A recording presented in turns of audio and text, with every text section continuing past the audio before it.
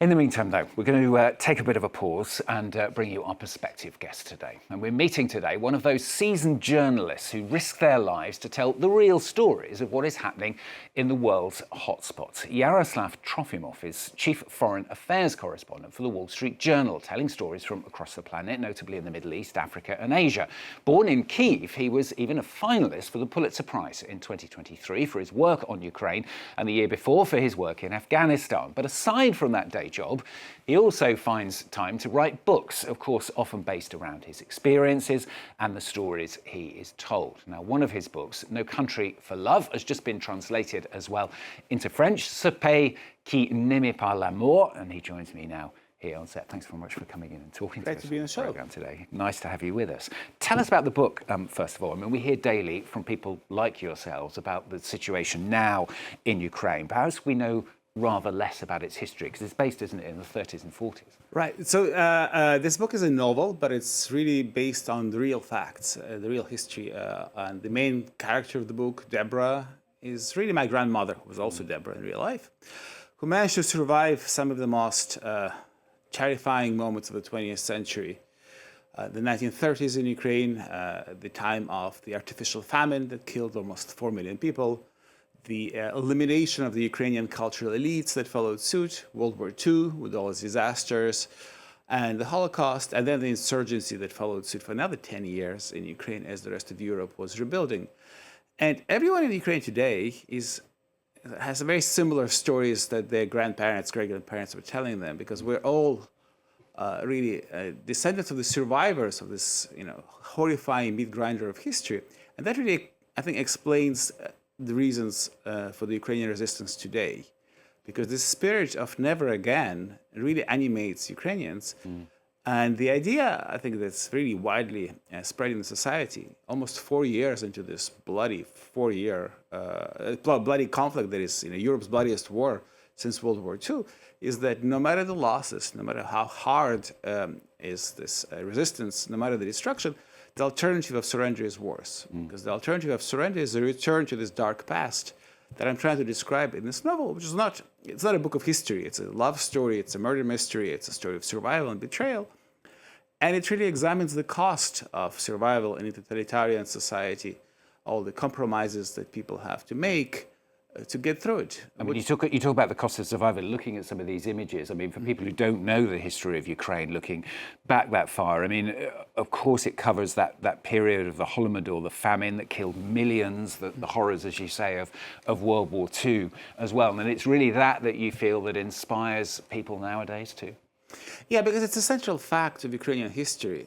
When we talk about famine, it's an artificial famine. It's not a famine that was caused by a shortfall in crops. It is a famine that was caused by the government, the Soviet government, confiscating food, confiscating seeds, and then creating a cordon sanitaire of troops and police to prevent villagers from coming out and finding food to eat. So it was really a mass murder program that was established to sort of pacify the Ukrainian countryside, which was unwilling to accept Soviet rule, and to eliminate Ukraine as a hotbed of potential resistance. And right after that came the arrests and executions of the Ukrainian writers, intellectuals, painters, theater directors, all those people that have remained unknown to the rest of the world for decades to come, and only now have been discovered. And what we see now in Russia, they are building monuments to the butchers of Ukraine in the 1930s and 1940s. And whenever Russian troops enter a Ukrainian village, the first thing that gets done usually is a bulldozer comes in and destroys the monument to the victims of the famine, because the Russians pretend it never existed. There is a denial of history that is really the foundation of this war, because if you look at when it happened, the war started with President Putin of Russia writing this historical essay saying that the Russians and the Ukrainians are one people, and the Ukrainians have no right to a separate future. You talk about the novel being based around your own family history. I mean, how did you do your research? Was it, presumably you spoke a lot to your grandmother, but what else, was there that you delved into? Yeah, well, I was lucky that my grandmother lived well beyond 90 years of age, and she was honest enough to speak about her experiences, because a lot of other people who survived that are ashamed are afraid, because to survive that you couldn't be nice. There is a dialogue in the novel where Deborah speaks to her mother and says, "I've realized that the good ones die, so I don't want to die. I want to become bad because only the bad survive." Which is not just a characteristic of Ukraine at that time. I think the novel has a sort of a universal appeal because even today there are people living in totalitarian societies or authoritarian societies that have to confront very similar moral choices that Deborah had to confront. And so in addition to speaking, obviously, to my grandmother, I really exercised my journalistic muscles, and I went to do a lot of research because everything around her life is as documentary as possible. There are real historical characters, there's real circumstances. I traveled the breadth of Ukraine and Russia, which I could at the time before the full-scale invasion, to research locations. I went to the archives, I've read diaries.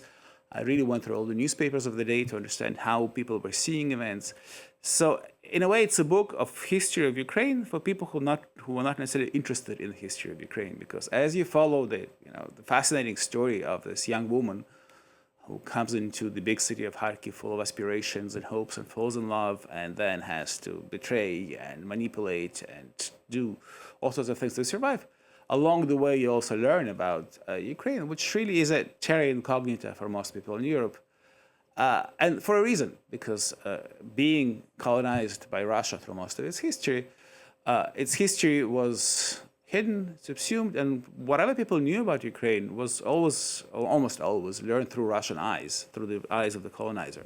Coming back to the modern day, as a foreign correspondent, how much does it help, do you think, to know the history of a country when you're writing what you're writing today about modern events? I think it's fundamental to understand, because maybe not so much for Americans, because in America, history is something that's seen very, very remote. But I think if you cover the Middle East or if you cover Europe, the passions unleashed by history are at the root of the current political forces.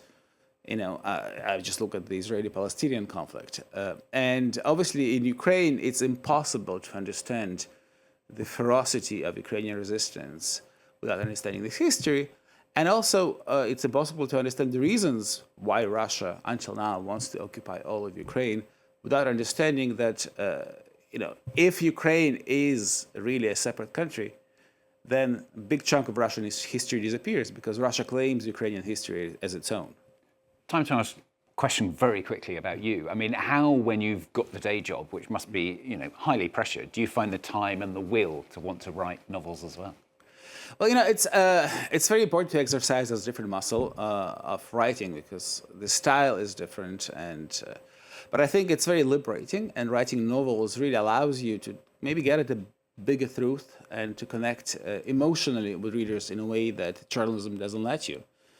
So I am trying to find time.